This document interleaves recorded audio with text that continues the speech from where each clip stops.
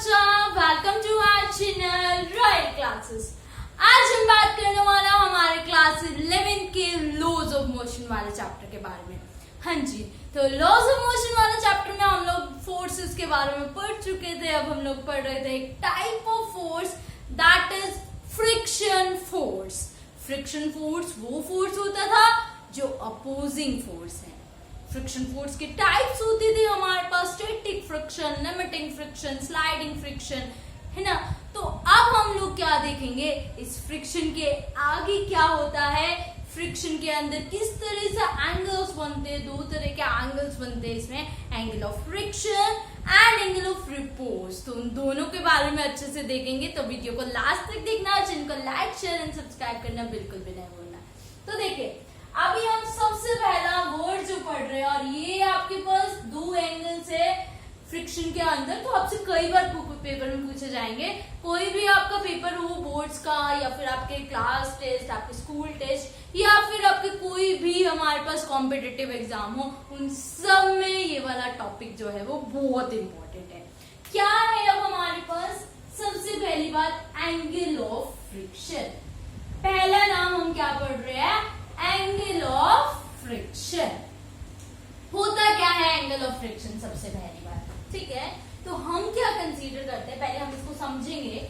सबसे पहले एक हमारे पास ऑब्जेक्ट प्लेस है on the surface of table, हमने माना, ठीक है। सरफेस ऑफ टेबल पर कोई भी ऑब्जेक्ट हमने रखा, तो उसपे क्या होता है, सबसे पहले बात, नीचे अर्थ अपनी तरफ अट्रैक्ट करती है।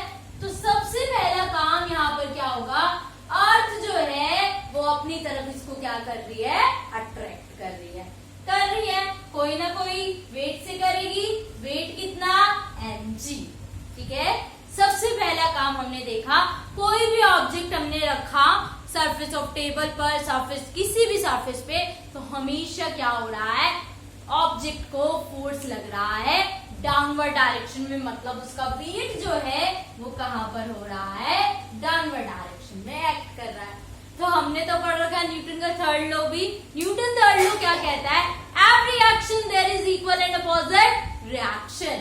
तो यहाँ mg लग रहा है, तो ऊपर क्या लगेगा, नॉर्मल रिएक्शन। हमेशा क्या लगता है, normal reaction is in upward direction and weight is in downward direction. Fix चीज है ये दोनों चीजें हमारे पास, आपको हमेशा याद रखना है। वेट हमेशा डाउनवर्ड डायरेक्शन में एक्ट करेगा। कोई भी ऑब्जेक्ट हम लोग खड़े हैं, हमारा वेट भी कहाँ हो रहा, on the downward direction towards the earth. तो ये चीज तो हमेशा होती होती है। फिर न्यूटन थर्ड लॉ कहता है every action there is equal and opposite reaction.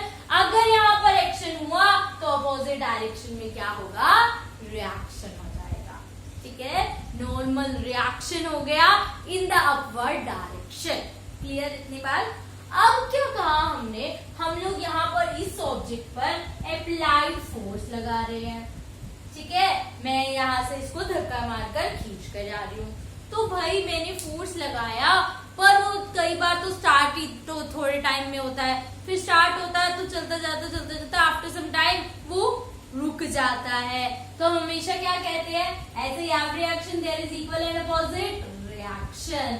तो यहाँ पर क्या लगेगा, फ्रिक्शन फोर्स लगेगा। क्या लगेगा यहाँ पर, फ्रिक्शन फोर्स, ठीक है। सबसे पहली बात, इस फ्री फॉल बॉडी डायग्राम को बहुत अच्छे से आपने सीखना है। न्यूमेरिकल्स में, आपके कॉम्पिटिटिव एग्जाम में फ्री बॉडी डायग्राम बनवाने सीखते हैं, पूछते हैं, सीधा पूछेंगे फ्री बॉडी डायग्राम बनाकर दो इस कंडीशन का। तो इस तरह से आपने इस डायग्राम को बनाना है, ठीक है। अब क्या बोला इसने, हमें तो पढ़ना था एंगल ऑफ फ्रिक्शन क्या है ना। तो एंगल ऑफ फ्रिक्शन इसने क्या बोला, the resultant of the frictional force and the normal reaction. सबसे पहला रिजल्टेंट निकालिए इसका, resultant of frictional force. Frictional force पता चल गया आपको कौन सा है, resultant of frictional force and, और किसका चाहिए आपको frictional force and the normal reaction. Resultant of frictional force and the normal reaction, ठीक है। उसका रिजल्टेंट हमने सबसे पहले देखना है। तो रिजल्टेंट देखा अगर हमने नॉर्मल रिएक्शन और फ्रिक्शन फोर्स का, तो रिजल्टेंट क्या होता है, इसी तरह से होता है, this is known as resultant, इसको हम क्या नाम देते हैं, रिजल्टेंट। ठीक है, इतनी बार। अब क्या बोला उसने, एंगल ऑफ फ्रिक्शन क्या है, तो बोला जो हमारा रिजल्टेंट है, ठीक है, जो हमारा रिजल्टेंट है वो नॉर्मल रिएक्शन के साथ क्या एंगल बना रही है, उसे हम लोग क्या नाम दे देते हैं, एंगल ऑफ फ्रिक्शन। कोई भी दो वेक्टर्स है, like vector A and vector B, reactions जो हमारे रिजल्टेंट होता है वो हमेशा कहाँ होता है, इनके मिडल में। ठीक है, मान लो ये दोनों इक्वल है तो बिल्कुल मिडल में होगा, ये ज्यादा है तो इसके पास हो जाएगा, ये ज्यादा है तो इसके पास हो जाएगा। ठीक है, पर बनता कैसे, ऐसे ही हमारे पास रिजल्टेंट। तो हमने क्या देखा, रिजल्टेंट निकाला, normal reaction and the frictional force, और क्या देखा, नॉर्मल रिएक्शन। तो एंगल ऑफ फ्रिक्शन क्या है अब हमारे पास, the angle between the resultant of frictional force and the normal reaction with the normal reaction, इसको हम क्या नाम दे देते हैं, theta, and this theta is known as angle of friction। इस थीटा को हम क्या नाम दे देते हैं, angle of friction। angle of friction अब हमारे पास क्या हो गया, अगर आपको लिखना है इसकी डेफिनेशन तो आप क्या लिखेंगे, the angle of friction आपके पास क्या है, the एंगल बिटवीन, किसके बीच में, अब आपको पता होना चाहिए, एंगल बिटवीन रिजल्टेंट ऑफ, पहले तो resultant, angle between resultant and normal reaction. Resultant किसका, resultant of frictional force and the normal reaction, resultant of frictional force and the normal reaction with, किसके साथ, with the normal reaction, normal reactions के साथ जो angle बन रहा है, that angle is known as theta and this theta is denoted as angle of friction। पता चल गया एंगल ऑफ फ्रिक्शन क्या है, angle of friction is theta. Theta हमारे पास क्या है, एंगल ऑफ फ्रिक्शन है। अब बोला इसको मैथमेटिकली अगर हमें बताना हो तो कैसे बताएंगे, तो मैथमेटिकली बताने के लिए हमने क्या किया, सबसे पहली बात हमने एक चीज देखी थी लॉज ऑफ फ्रिक्शन से, that F is directly proportional to R. R क्या था यहाँ पर, आर था नॉर्मल रिएक्शन, आर क्या था आपके पास, नॉर्मल रिएक्शन। फ्रिक्शनल फोर्स जो है वो डायरेक्टली प्रोपोर्शन होता है किसके, नॉर्मल रिएक्शन के। ठीक है, तो फ्रिक्शनल फोर्स को स्मॉल एफ से किया तो स्मॉल एफ ही लिखे, तो डायरेक्टली प्रोपोर्शन हट के हमेशा क्या लगता है, कांस्टेंट लगता है। तो यहाँ जो कांस्टेंट लगेगा वो लगेगा mu R. This mu is known as coefficient of friction.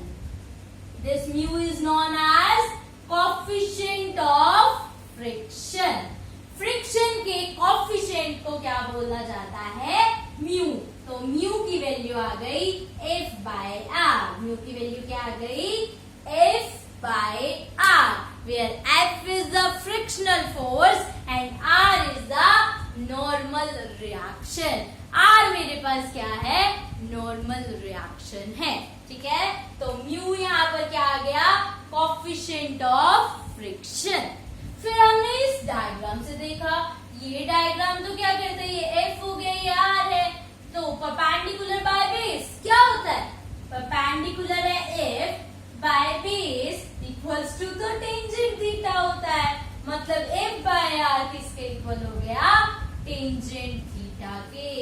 तो जो हमारा म्यू होता है, हमारा कोएफिशिएंट ऑफ फ्रिक्शन है, वो किसके इक्वल हो गया, टेंजेंट थीटा के इक्वल हो गया। यहाँ से टेंजेंट थीटा निकालते ही हमें क्या पता चल जाएगा कि कोएफिशिएंट ऑफ फ्रिक्शन कितना है, या कोएफिशिएंट ऑफ फ्रिक्शन पता है तो हमें एंगल निकाल लेंगे। इजी कंसेप्ट है। तो इसको क्या बोला जाता है, एंगल ऑफ फ्रिक्शन। पहला हमारे पास मेन टाइप था एंगल ऑफ फ्रिक्शन। तो एंगल ऑफ फ्रिक्शन हमने देखा, सबसे पहली चीज होती क्या है, एंगल ऑफ फ्रिक्शन थीटा से डिनोट किया जाता है।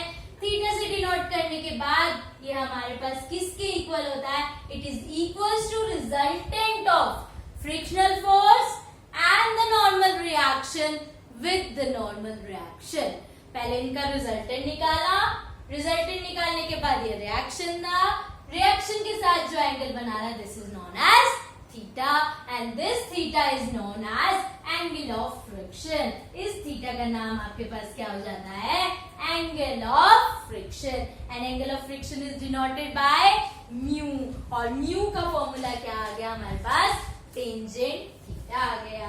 अब हमारे पास सेकेंड एंगल आया एंगल ऑफ रिपोज, या फिर हम इसको दूसरा नाम दिए एंगल ऑफ स्लाइडिंग. अब स्लाइडिंग दिया तो मतलब आपको पता चल गया कुछ स्लाइड जैसा होगा, है ना. तो दो नाम हो गए इसके, angle of repose and angle of sliding. बहुत इंपॉर्टेंट है भाई angle of friction, angle of repose, बहुत इंपॉर्टेंट टॉपिक में से एक टॉपिक है. ठीक है, तो बहुत अच्छे से आपने करना है. एंगल ऑफ रिपोज क्या है? बात है बोला हमारे पास ये हमारा कोई भी ऑब्जेक्ट है जो किस पे पड़ा है? स्लाइडिंग पोर्शन पे पड़ा है. ठीक है, तो कई बार क्या होता है, नॉर्मली आप कोई ऑब्जेक्ट लेके चलिए, जब आप लेके चलेंगे तो आपको बहुत अच्छे से क्लियर होगा.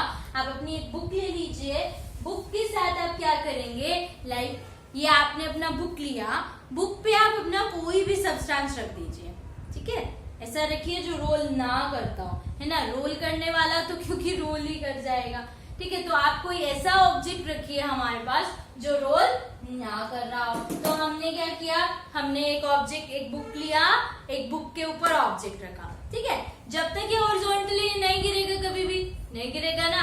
अब क्या किया हमने, इसको थोड़ा थोड़ा स्लाइड करना स्टार्ट किया, करे जा रहे. अब देखो स्लाइड कर दिया, फिर भी नहीं गिर रहा, नहीं गिर रहा ना.